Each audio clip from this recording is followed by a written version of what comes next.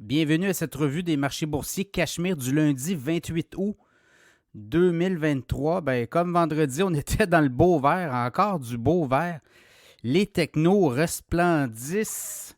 Comme on dit, elles sont resplendissantes, les technos. Alors, Nvidia a monté de près de 2%, Tesla, Apple, Meta, mettez-en. Donc, ça fait en sorte que les marchés boursiers sont au beau vert en ce lundi. TSX en hausse de près de 1%, 20 025 points. Les banques canadiennes aussi.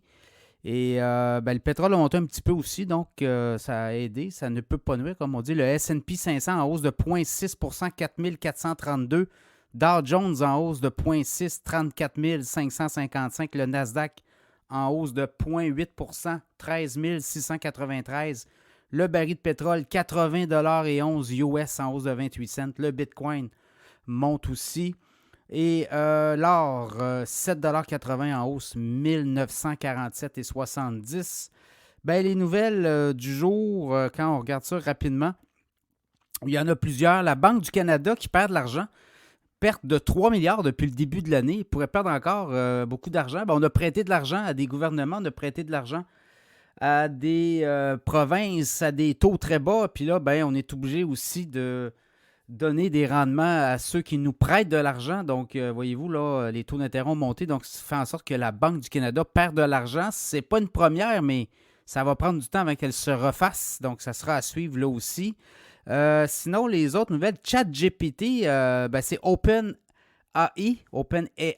qui lance une version pour les entreprises au niveau de ChatGPT. On sait que la version disponible pour monsieur, madame, tout le monde, ben là, on lance une version entreprise, on l'a testé et on croit qu'on va aller chercher beaucoup de PME de ce côté-là. Donc, ça va être à suivre parce qu'il y aura des impacts aussi sur les emplois. ChatGPT est vraiment impressionnant, notamment au niveau du codage.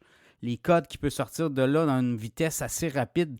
Alors, ça sera à suivre aussi. Body Shop qui dit que ses produits seront maintenant dans les pharmaprix. Donc, Body Shop qui avait ses propres boutiques puis il avait son service en ligne, ben, va entrer dans les pharmaprix. Evergrande, ben, la Chine, hein?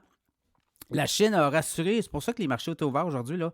Bon, le fait que la Fed a dit que l'économie roulait, ça on le sait, et qu'il pourrait ne pas avoir de hausse en septembre, ça aussi, ça pourrait jouer sur le moral des troupes et ça pourrait être peut-être même la dernière hausse, on l'aurait eu là finalement.